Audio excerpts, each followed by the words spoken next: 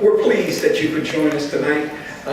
We're looking forward to just hearing a whole lot of good stories. It's like a big family meeting where you're going to hear a lot from the folks on stage, and then we're going to invite the recipients, the people who we're recognizing, to come up and share some of their history. And tonight, I think when you leave, and most often in the past, when we've had this event, people just don't walk out, they levitate. Because it really is a lot of fun. So once again, on behalf of the AFRO, thanks for allowing us to include you in what we consider to be one of our biggest events this year. At the Afro-American newspaper's 6th annual Legends and Pioneers Gala, 5 of the nation's most distinguished professionals were honored on the main stage. Investment manager and philanthropist Eddie Brown had this to say. Well, I respect the AFRO. I respect the audience that it serves. And I've gotten several awards over my lifetime. And to get one from the AFRO kind of has a special meaning to me as an African American. On a beautiful evening in the city, Baltimore's best came out to the Reginald F. Lewis Museum to acknowledge one of their own. AFRO CEO and publisher Jake Oliver.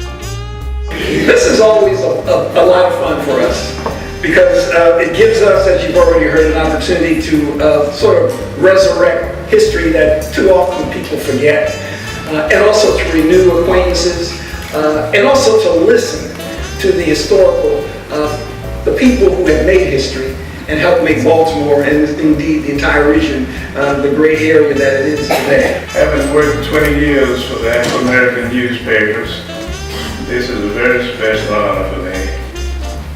And it is a big deal for me to be linked this way with the newspaper's other legends and pioneers.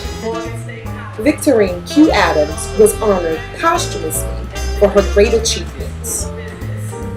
Victorine Q. Adams, who was not only the first black woman to serve on the Baltimore City Council, but also the first woman in the council's history to be elected to a seat in 1967, a seat she held for 16 years after resigning from the Maryland General Assembly in January 1968.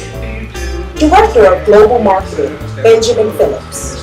Legends and Pioneers Award for Community Service to Pi Omega Chapter, Omega Psi Phi Fraternity Incorporated. Zane Cyphers accepted the award on behalf of the organization. But I'm not excited about what we have done or what we continue to do. What we're more excited about is where we're going. It is really no wonder why we honor this man. It is my pleasure, the AFRO's extreme pleasure as well, to honor YEC.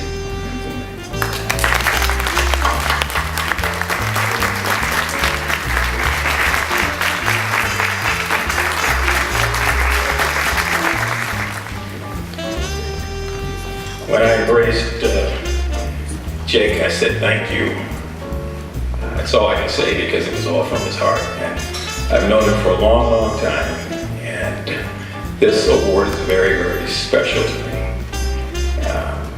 I've got a lot of things from a lot of people and a lot of organizations. I won't repeat myself. This is very, very special.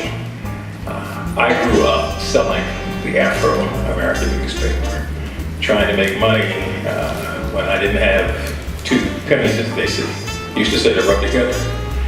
So my thanks to Jake, to your board of directors, to all the people at the AFRO who, for some reason, thought that I should be honored in the company of Mr. Newsom, Ms. Adams, and Mr. Brown. I said to Eddie when I walked in the door, I'm in high cotton tonight. And I'm humbled to be here in the presence of them and posthumously with Mrs. Adams, who I served with for many years, to receive this. The night was filled with great food and lots of laughs. AFRO CEO and publisher Jake Oliver said it best. thought by and large tonight was, as in past years, an enlightening evening. I think people really enjoyed listening after learning a lot about the history of the people that they basically recognizing. And I think they left, or are leaving right now with a positive attitude that this was time well spent, and hopefully they'll be joining us next year. A special thank you to all of our sponsors who helped to produce the event. We appreciate you. Until next year, this is Paulette Simone reporting for the Afro-American newspaper.